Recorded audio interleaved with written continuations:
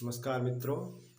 आज पहला दिन है, जैसा आपकी आप लोगों से कहा था हमने कि जल्द ही आप लोग क्लास का आनंद ले पाएंगे और बाल विकास को अच्छे से समझ पाएंगे।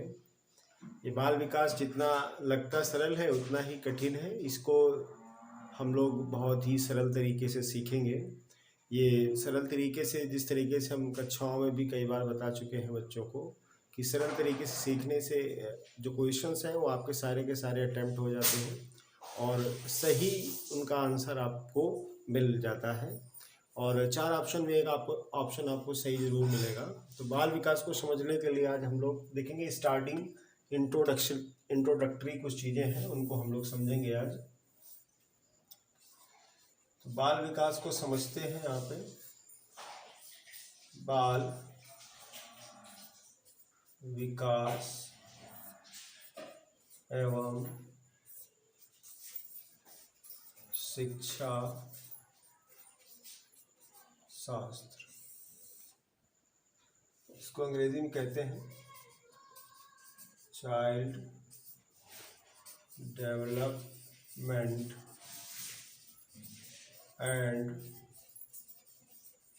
पेडागॉजी। ये हुआ चाइल्ड डेवलपमेंट एंड पेडागॉजी, और आप लोग जानते हैं कि इसको शॉर्ट फॉर्म में CDP कहा जाता है।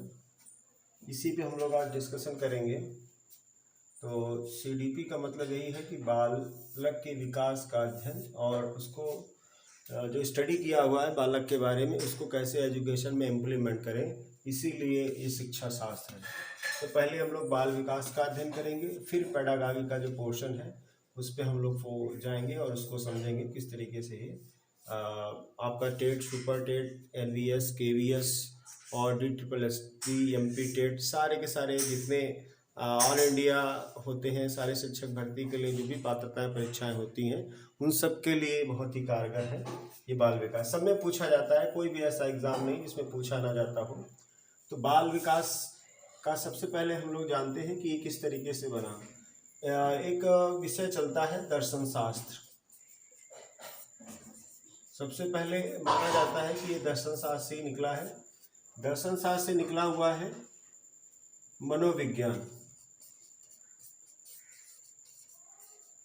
और मनोविज्ञान से ही निकला हुआ है बाल मनोविज्ञान,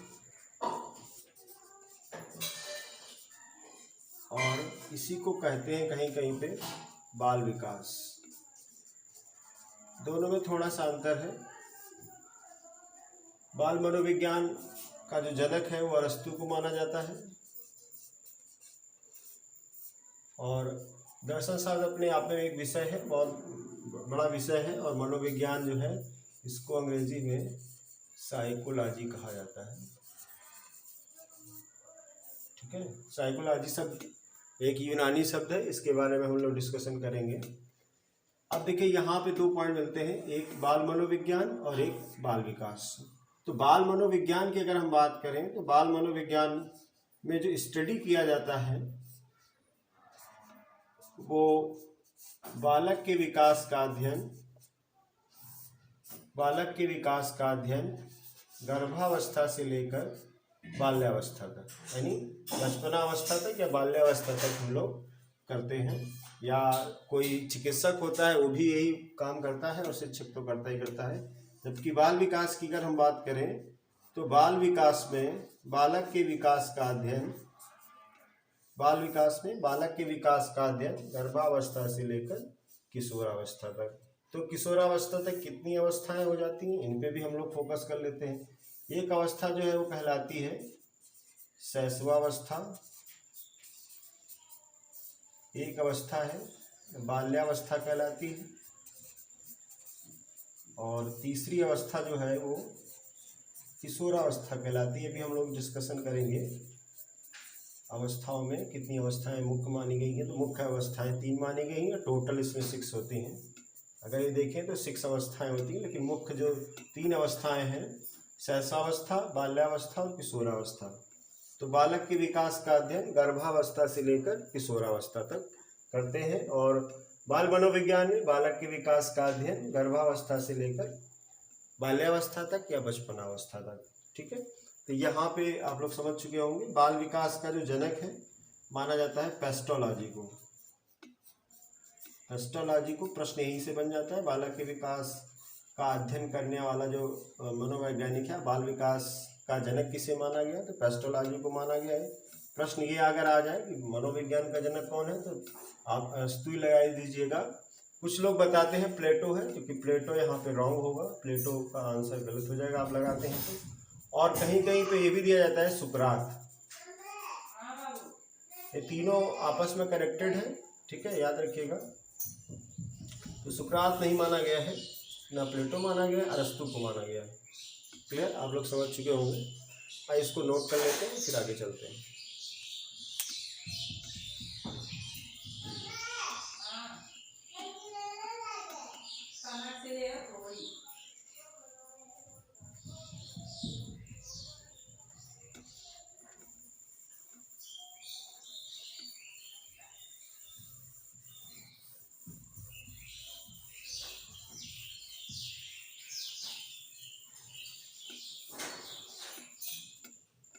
अब आगे चलेंगे, थोड़ा इसके विकास की चर्चा करेंगे। लेकिन जो कुछ भी हम लोग पढ़ेंगे बाल विकास में वो सब कुछ होगा मनोविज्ञान का ही होगा। तो कुछ महत्वपूर्ण तथ्य उन पे हम लोग डिस्कशन कर लेते हैं। महत्वपूर्ण तथ्य क्या है, तो इसके विकास की बात करें तो सबसे पहले एक पुस्तक लिखी गई थी 1590 में, साइकोलॉजी की प्रथम पुस्तक, साइकोलॉजी की प्रथम पुस्तक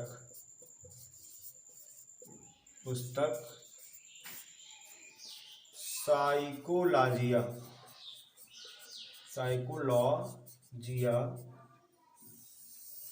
ये पुस्तक का नाम है साइकोलॉजिया।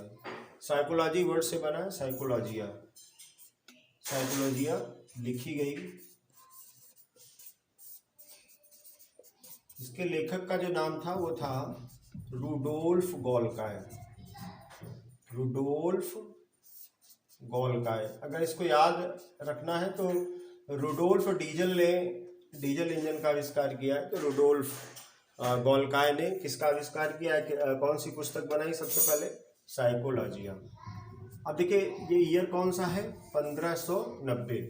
तो ऐसा माना जाता है कि ग्रीक में 16वीं सदी में मनोविज्ञान का जन्म हुआ। ऐसा माना जाता है कि ग्रीक में 16वीं सदी में साइकोलॉजी का जन्म हुआ या उत्पत्ति हुई। लेकिन अगर हम शाखा के रूप में देखें तो इसकी उत्पत्ति मानी जाती है 1900 ईस्वी से।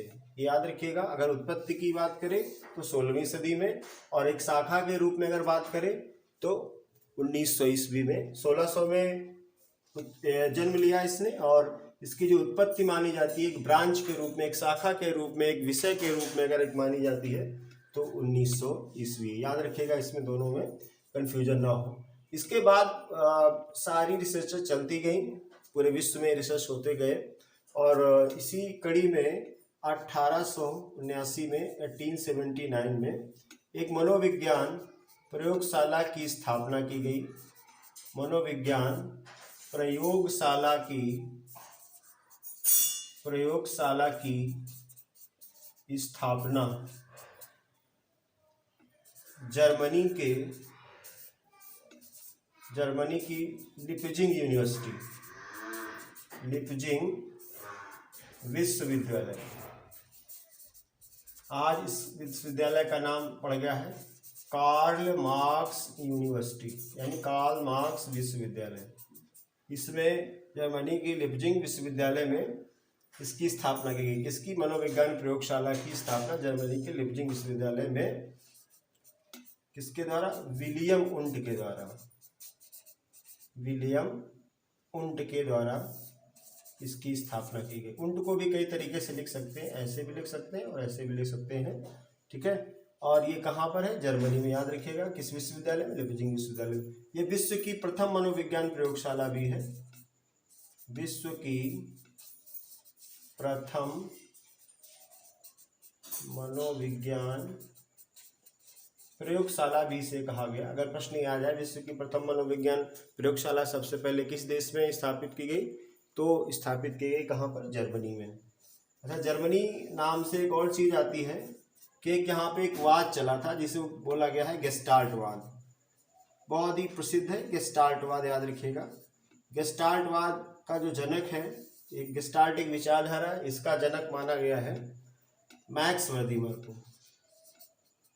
मैक्स वर्दीमर, याद रखिएगा, बहुत पूछा जाता है कि गेस्टाल्टवाद क्या है, या गेस्टाल्टवाद किस विचारधारा, या गेस्टाल्ट विचारधारा का जनक कौन है, गेस्टाल्ट विचारधारा का अर्थ क्या है, या गेस्टाल्ट का अर्थ क्या है। तो इसका अर्थ होता है पूर्णाकार।